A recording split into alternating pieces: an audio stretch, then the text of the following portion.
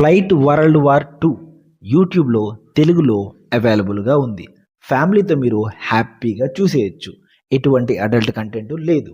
ఇక మనం ఈ మూవీ యొక్క ప్లాట్ విషయానికి వచ్చేస్తే ఫ్లైట్ 42 ఈ ఫ్లైట్ వాషింగ్టన్ డీసీ నుండి లండన్కి వెళ్తూ ఉంటుంది. సో అనుకోకుండా ఈ ఫ్లైట్ గాల్లోని ఒక తుఫాన్లో చిక్కుకుంటుంది. అనుకోకుండా ఒక మిస్టీరియస్గా ఒక పాట్ హోల్ అనేది ఆ ఫ్లైట్ ముందల మిస్టీరియస్గా వాళ్ళ ఫ్లైట్ ముందల కనపడుతుంది.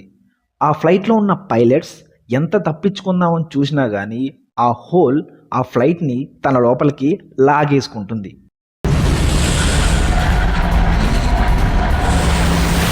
ఆ తర్వాత వాళ్ళు ఆ హోల్ నుంచి బయటకు వచ్చిన తర్వాత వాళ్ళు రియలైజ్ అవుతారు వాళ్ళు వరల్డ్ వార్ 2లో ఉన్నారు అని.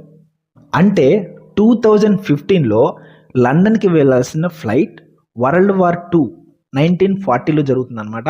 ఆ ప్లేస్లోకి వెళ్ళింది అని వాళ్ళకి అర్థమైంది. ఇప్పుడు వాళ్ళకున్న ఒకే ఒక్క సమస్య, ఫస్ట్ వాళ్ళు 2050కి వెళ్ళటం అండ్ అలాగే వరల్డ్ వార్ 2 జరుగుతుంది కదా, వీళ్ళు ఆ యుద్ధం జరుగుతున్న వార్ జోన్లోకి వెళ్ళారు. వీళ్ళు ఏమన్నా అటు ఇటుగా ఏదన్నా చేసినా కానీ హిస్టరీ అనేది టోటల్గా మారిపోతుంది. సో హిస్టరీ మారకుండా వీళ్ళు మళ్ళీ రిటర్న్ 2050లోకి వచ్చేసేయాలి. సో వీళ్ళు ఏం చేశారు, ఎలా బయటపడ్డారు, ఎలాంటి కాన్సిక్వెన్సెస్ ఫేస్ చేశారు అనేది మిగతా కథ.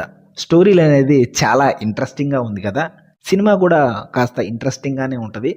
ఈ సినిమాలో బడ్జెట్ ఇష్యూస్ అనేవి చాలా ఉన్నట్టుంటాయి.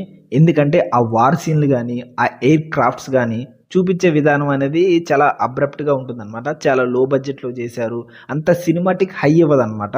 వీళ్ళు టైం ట్రావెల్ చేసి 1940లో జరుగుతున్న వరల్డ్ వార్ 2లోకి వెళ్తారు కదా. సో వీళ్ళు వాళ్ళ యొక్క ఎయిర్ క్రాఫ్ట్ సిగ్నల్స్తో 1940లో జరుగుతున్న వరల్డ్ వార్ 2లో ఉన్న ఒక సోల్జర్కి సిగ్నల్స్ వెళ్తాయి అన్నమాట.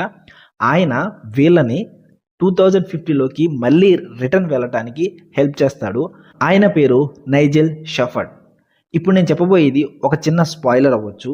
ఈ మూవీని చూసేసి ఈ స్పాయిలర్ అనేది మీరు చూడండి, మీకు కాస్త ఇంట్రెస్టింగ్గా ఉండొచ్చు. ఎందుకంటే ఈ మూవీ క్లైమాక్స్కి వచ్చిన తర్వాత ఒక ఆయన్ని చూపిస్తారు.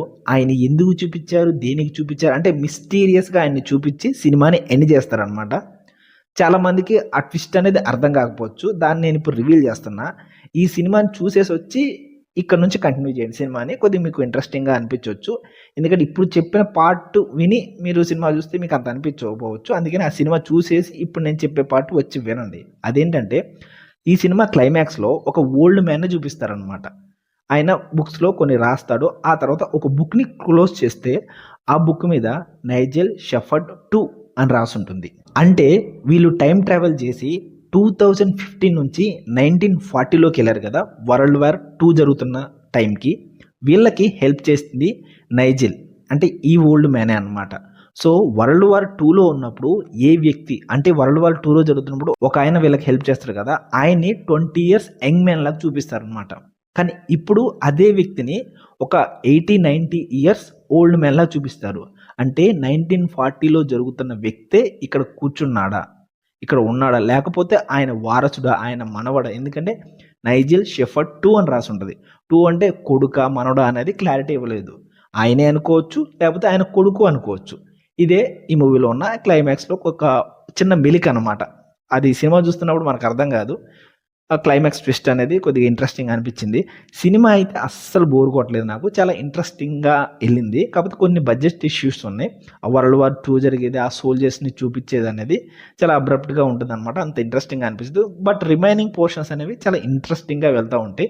వీళ్ళు ఎలా బయటపడ్డారు, ఏం చేశారు అనేది చాలా బాగుంటుంది సినిమా. ఎలా తెలుగులో యూట్యూబ్లో అవైలబుల్గా ఉంది కాబట్టి మీరు హ్యాపీగా చూసేయండి. ఓకేనా, బాయ్.